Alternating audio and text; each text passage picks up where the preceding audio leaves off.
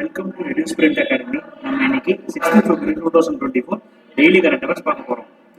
So first நியூஸில் நம்ம பார்த்துக்கிட்டிங்கன்னா நியூட்ரிஷன் இனோவேட்டிங் அமிட்ஸ் கோஸ்ட் சாம்ஸ் இன் தான்வெரி பிகி பீச். அதாவது இந்த தான்வெரி பிகி பீச்சுன்றது ஒரு மங்களூரில் இருக்கிற ஒரு பீச், நம்ம கர்நாடகா ஸ்டேட்டில் இருக்கிற ஒரு பீச்.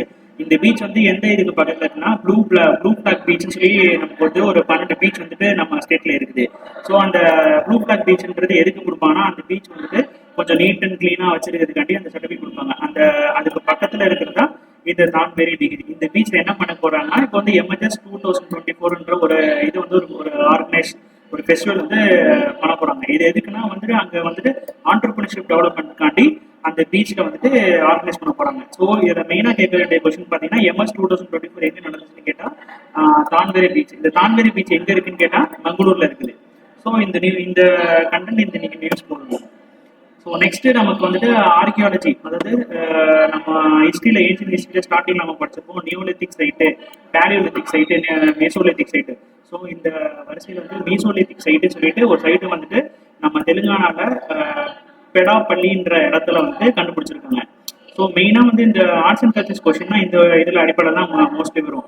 இந்த சைட்டில் வந்துட்டு என்ன கண்டுபிடிச்சிருக்காங்கன்னா, ஒரு பெயிண்டிங் கண்டுபிடிச்சிருக்காங்க. அது 1000 அடியும் 50 ஃபீட்டு ஹைட்டும் வந்து இருக்குது. ஸோ இந்த பெயிண்டிங் வச்சு தான் இது வந்து மீசோலித்திக்ஸ் பீரியடை சேர்ந்தது.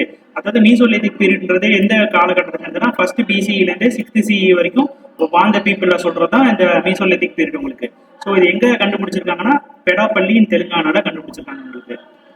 ஸோ நெக்ஸ்ட் நியூஸாக பார்த்தீங்கன்னா, நம்ம மோடி வந்துட்டு எனர்ஜி, அதாவது நேஷனல் லிக்னைட் கார்பரேஷன், இவங்க கூட சேர்ந்துட்டு ஒரு தெர்மல் பவர் பிளான்ட் ஆரம்பிச்சு வச்சிருக்காங்க. இந்த தெர்மல் பவர் பிளான்ட் எங்க இருக்குன்னா, தாலேபீரா தெர்மல் பவர் பிளான்ட் இந்த பவர் பிளான்ட் நேம்.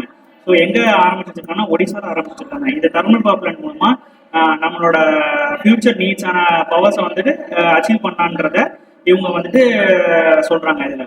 ஸோ இதுல மெயினா வந்து எவ்வளவு காசு ஒதுக்கியிருக்காங்கன்னு பாத்தீங்கன்னா 27,000 crores வந்து ஒதுக்கிருக்காங்க. இது மூலமா நம்ம இந்த பவர் பிளான்ட் மூலமா நம்ம வந்து 2400 மெகாவாட் கரண்ட் வந்து உற்பத்தி பண்ண முடியும். ஸோ இதுல மெயின் பாயிண்ட் வந்து இந்த 2400 மெகாவாட் கரண்ட். அதாவது எப்படி கொஸ்டின் கேட்பாங்கன்னா, தாலாபேரி தெர்மல் பவர் பிளான்ட் வந்துட்டு எவ்வளோ மெகாவாட் ப்ரொடியூஸ் பண்ண முடியும்னு கேட்டால் 2400 மெகாவாட். அண்ட் நெக்ஸ்ட் இந்த தாலாபேரி தெர்மல் பவர் பிளான்ட் வந்து ஒடிசால வந்து ஆரம்பிச்சிருக்காங்க. இதை யார் ஆரம்பிச்சு வச்சான்னு பார்த்தீங்கன்னா, நம்மளோட ஒடிசா கவர்னர் ரகுதார் தாஸும், அந்த ஒடிசா சீஃப் மினிஸ்டர் நவீன் பட்நாயக் இவரும், அதுக்கப்புறமேட்டு நமக்கு வந்துட்டு நம்மளோட யூனியன் மினிஸ்டர் இருக்காங்க அஸ்வினி வைஷ்ணவ், தர்மேந்திர பிரதான், இவங்க எல்லாமே சேர்ந்து இந்த இது தெர்மல் பவர் பிளான்ட் ஆரம்பிச்சு வச்சிருக்காங்க. ஸோ நெக்ஸ்ட் நமக்கு நியூஸ் பார்த்துக்கிட்டீங்கன்னா, கர்நாடகா கவர்மெண்ட்ல வந்துட்டு என்ன பண்ணிருக்காங்கன்னா, டிஜிட்டல் டீடாக்ஸ், அதாவது எந்த இது கூட சேர்த்து டிஜிட்டல் டீடாக்ஸ் வந்துட்டு ஒரு இனிஷியேட்டிவ் எடுத்திருக்காங்க. எதுக்குன்னா, இப்போ நம்ம கேமிங்னா விளையாடுவோம்ல நெட்ல, ஃபோன்ல, இதுக்கு வந்துட்டு ஒரு ஒழுங்குபடுத்துறதுக்கும் இதுல வந்துட்டு என்னென்ன ரூல்ஸை ஃபாலோ பண்ணோம் நம்ம வந்து கேம் விளையாடும் போது அப்படின்ற மாதிரி ஒரு இனிஷியேட்டிவ் எடுத்து இதை சொல்றது தான் இந்த டீடாக்ஸ், டிஜிட்டல் டீடாக்ஸ். இது யார் கூட சேர்ந்து பண்ணிருக்காங்கன்னா, ஆல் இந்தியா கேமிங் டெவலப்மெண்ட் ஃபோரம்ன்ற ஒரு குரூப் இருக்காங்க. ஸோ இந்த குரூப் கூட இவங்க வந்து கொலாபரேட் பண்ணி இந்த இனிஷியேட்டிவ் எடுத்து இந்த இது வந்துட்டு அதாவது கேமிங் சோசியல் மீடியா வந்துட்டு கேம் விளையாடுறவங்க டார்கெட் பண்ணி இது அவங்களுக்கு வந்து ஒரு சொல்லிக் கொடுக்குறது, ஒரு கேம்னா இப்படிதான் விளையாடணும், இந்த மாதிரிலாம் ஒரு வரம்பு மீறாம விளையாடணும், அந்த மாதிரி சொல்றது தான் இது ஒரு இனிஷியேட்டிவோட மெயின் நோக்கம். ஸோ இது எந்த கவர்மெண்ட் மெயினா இனிஷியேட்டிவ் இருக்குன்னா, கர்நாடகா கவர்மெண்ட். ஸோ நெக்ஸ்ட் நமக்கு பார்த்தீங்கன்னா, நம்மளோட பஞ்சாப் கவர்னர் அண்ட் சண்டிகரோட அட்மினிஸ்ட்ரேட்டர் பன்வாரிலால் புரோஹித், இவர் உங்களுக்கு தெரிஞ்சிருக்கும். அதாவது நம்மளோட இப்போ ரவி, அதாவது நம்ம தமிழ்நாடு கவர்னருக்கு முன்னாடி இவர் தான் வந்துட்டு ரவிக்கு முன்னாடி இவர் தான் வந்துட்டு கவர்னராக இருந்தாரு. ஸோ இப்போ இவர் வந்துட்டு அப்புறமேட்டு பஞ்சாப் கவர்னர் சண்டிகர் அட்மினிஸ்ட்ரேட்டராக மாறினாரு. இப்போ என்ன பண்ணிருக்காருன்னா, இவர் வந்துட்டு ரிசிக்னேஷன் லெட்டர் வந்துட்டு பிரசிடென்ட்டுக்கு கொடுத்துருக்காரு. அதாவது கவர்னர் வந்துட்டு எப்போதுமே வந்து ரிசைன் பண்ணும்போது பிரசிடென்ட்டுக்கு தான் கொடுப்பாங்க. ஸோ இப்போ வந்து எதுக்காண்டி ரிசைன் பண்ணிருக்காங்கன்னா, அவரோட பர்சனல் ரீசனுக்காண்டி இவர் வந்துட்டு இப்போதைக்கு ரிசைன் பண்ணியிருக்காரு உங்களுக்கு. ஸோ நெக்ஸ்ட் நமக்கு வந்து பார்த்தீங்கன்னா, நம்மளோட India's first digital national museum, அதாவது நேஷனல் மியூசியம் வந்துட்டு டிஜிட்டலைஸ் மாற்றப்பட்டு of epigraphy in Hyderabad open பண்ணி வச்சிருக்காங்க. யார் ஓப்பன் பண்ணி வச்சிருக்காங்கன்னு பார்த்தீங்கன்னா, நம்மளோட union cultural minister Kishan Reddy இவரோட தலைமையில தான் இந்த டிஜிட்டல் மியூசியம் வந்து ஓப்பன் பண்ணி வச்சிருக்காங்க. எங்கன்னா பார்த்தீங்கன்னா ஹைதராபாத்ல. இந்த டிஜிட்டல் மியூசியம் என்னன்னா, நம்மளோட முன்காலத்தில் யூஸ் பண்ண வந்துட்டு பொருட்களை வந்து டிஜிட்டலைஸாக காமிக்கிறது தான் இந்த மியூசியம் வந்து ஆகியிருக்காங்க. ஸோ இது மூலமா 1 lakh ancient inscription various language வந்துட்டு இந்த இதில் டிஸ்பிளே வைக்க போறாங்க. ஸோ நெக்ஸ்ட் நமக்கு பார்த்தீங்கன்னா, நம்மளோட FSSAI, அதாவது food safety standard authority of India, இவங்க தான் நம்ம நாட்டில் இருக்கிற ஃபுட்டை வந்து கண்ட்ரோல் பண்ணுது. அதாவது ஃபுட்டு சேஃப்டியா, அதாவது ஃபுட்டுக்கான லைசன்ஸ் கொடுக்கறது, கலப்படம் இல்லாமல் பார்த்துக்கிறது, எக்ஸ்போர்ட் பண்ணுற ஃபுட்டில் வந்துட்டு தரத்தை மெயின்டைன் பண்ணுறது, குவாலிட்டியை மெயின்டைன் பண்ணுறதுக்கு லைசன்ஸ் சர்டிஃபிகேட் கொடுக்கறது, டெஸ்டிங் பண்ணுறது எல்லாமே இவங்க தான்.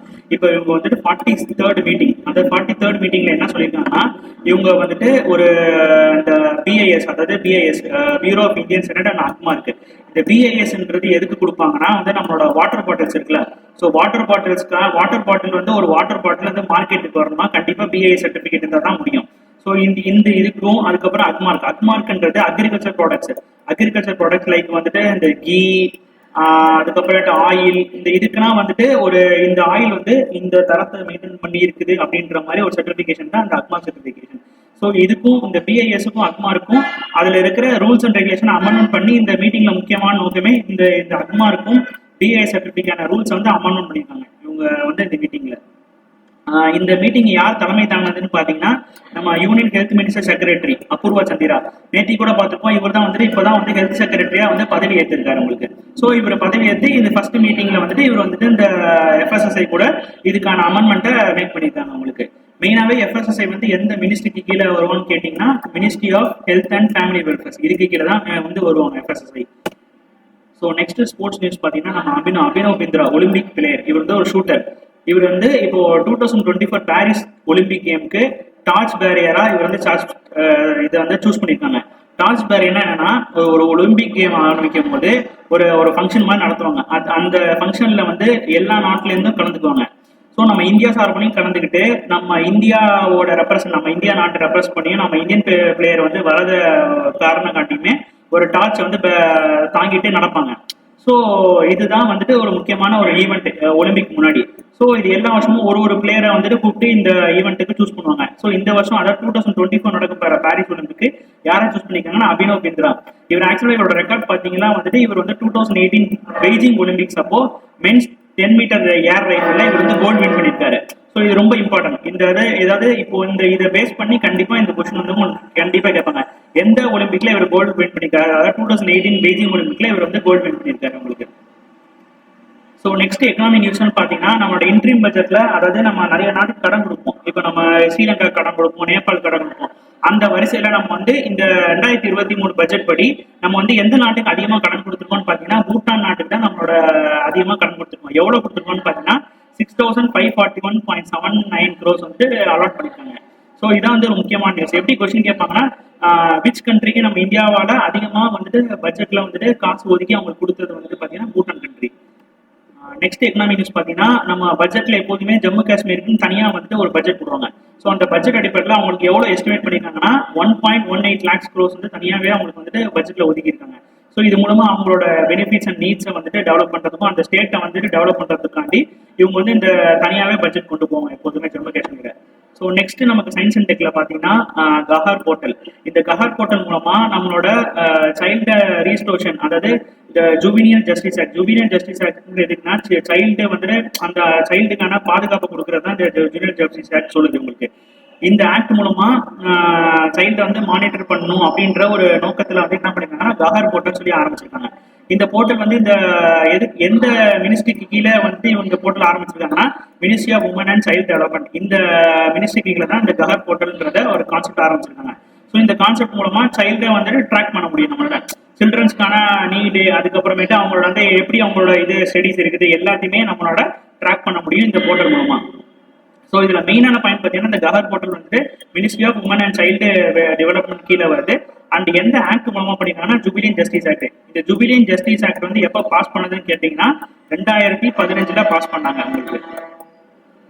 ஸோ இது மெயினா இந்த இது மூலமா நம்மளோட தொலைஞ்சு போன பிள்ளைங்களை அதுக்கப்புறமேட்டு இப்போ நிறைய கடத்துறாங்களே, ஸோ அந்த மாதிரி இது மூலமா நம்மளால தடுக்க முடியும்ன்றதை இவங்க வந்துட்டு மெயின் நோக்கமா வச்சிருக்காங்க. ஸோ நெக்ஸ்ட் டெக் நியூஸ்ல பார்த்தீங்கன்னா கொனாக்குவா, அதாவது ஒரு ஆஸ்ட்ரோனாட் வந்துட்டு ரஷ்யன் காஸ்மோட், இவர் வந்து என்ன பண்ணிருக்காங்கன்னா ஸ்பேஸ்ல வந்து அதிக நாள் இருந்துட்டு ரெக்கார்ட் பண்ணிருக்காரு. எவ்வளவு நாள் இருந்திருக்காரு பார்த்தீங்கன்னா 872 days வந்துட்டு ஸ்பேஸ்ல இவர் ஸ்பெண்ட் பண்ணிருக்காரு. ஸோ இருக்கிறதுலே உலகத்துல இவரு தான் வந்து இப்போதைக்கு வந்து அதிகமா டைம் ஸ்பெண்ட் பண்ணுது. ஸோ இது வந்து ஒரு முக்கியமான ஒரு கொஸ்டின்ஸ் உங்களுக்கு. ஸோ இவர் வந்து எந்த கண்ட்ரியை சேர்ந்தவர்னா ரஷ்யன் கண்ட்ரியை சேர்ந்தவர் உங்களுக்கு. அண்ட் அண்ட் நெக்ஸ்ட் வந்து பாலிட்டி நியூஸ்ல பாத்துக்கிட்டீங்கன்னா வாட்டர் அமெண்ட்மெண்ட் பில் இந்த வாட்டி பாஸ் பண்ணிருக்காங்க ராஜ்யசபால.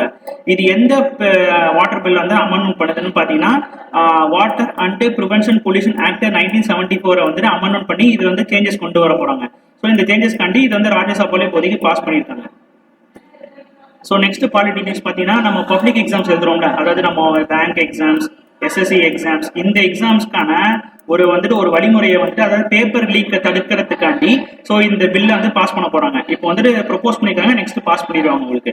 ஸோ இது எந்த மினிஸ்ட்ரிக்கு கீழே வருதுன்னு பார்த்தீங்கன்னா ministry of state personnel Jitendra Singh மினிஸ்ட்ரிக்கு கீழே வருது. இந்த பில்லு மூலமா என்ன சொல்ல வராங்கன்னா, இப்போ ஒரு எக்ஸாம்ஸ் நடக்குதுன்னு வச்சுங்க, எஸ்எஸ்சி எக்ஸாம்ஸ், பேங்க் எக்ஸாம் நடக்குதுன்னா அந்த கொஸ்டின் பேப்பர் லீக் பண்றவங்களுக்கு என்ன தண்டனை கொடுக்கணும், சிவியரான தண்டனை ஆக்குறது, அதுக்கப்புறமேட்டு இது எப்படி தடுக்கிறது, இந்த பில்லு மூலமா சொல்ல வராங்க உங்களுக்கு. ஸோ நெக்ஸ்ட் ரேங்க்ஸ் அண்ட் ரிப்போர்ட்ல பாத்தீங்கன்னா நம்மளோட பிராண்ட் கார்டினெக்ஸ் இண்டெக்ஸ், அதாவது நம்ம இதுல வந்து பாத்தீங்கன்னா உலகத்துல டாப் பணக்காரர் லிஸ்ட்ல வந்துட்டு நம்ம முகேஷ் அம்பானி வந்துட்டு செகண்ட் பிளேஸும் நம்ம இந்தியாவில டாப் பிளேஸும் வின் பண்ணியிருக்காரு உங்களுக்கு. ஸோ நெக்ஸ்ட் பேங்க் நியூஸ் பார்த்துக்கிட்டிங்கன்னா ministry of external affairs has provide, அதாவது மினிஸ்ட்ரி ஆஃப் எக்ஸ்டர்னல் அஃபேர்ஸ் வந்துட்டு எக்ஸ்போர்ட் அண்ட் இம்போர்ட் பேங்க்கு எவ்வளோ கோடி ரூபாய் ப்ரொவைட் பண்ணியிருக்காங்கன்னா 9013.17 crores வந்துட்டு அவங்களுக்கு வந்துட்டு ஃபண்டுக்கு ஒதுக்கியிருக்காங்க. ஸோ நெக்ஸ்ட் அப்பாயின்மெண்ட் நியூஸ்ல பார்த்தீங்கன்னா நம்மளோட போட் கம்பெனி இருக்குல்ல, அதாவது நம்மளோட அந்த இயர்ஃபோன்ஸு அதுக்கப்புறம் ஸ்பீக்கர்ஸ் இதெல்லாம் ப்ரொடியூஸ் பண்ணுற கம்பெனிக்குல, இந்த கம்பெனியோட பிராண்ட் அம்பாசிடர் யார் ஆயிருக்காங்கன்னா ரன்வீர் கபூர். இவர் வந்துட்டு இந்த கம்பெனியோட பிராண்ட் ஃபேஸாக வந்துட்டு இவங்க வந்து பார்ட்னர்ஷிப் சைன் பண்ணியிருக்காங்க. ஸோ இவ்வளோதான் இன்னைக்கான நமக்கு கரண்ட் அஃபேர்ஸ் நியூஸ்.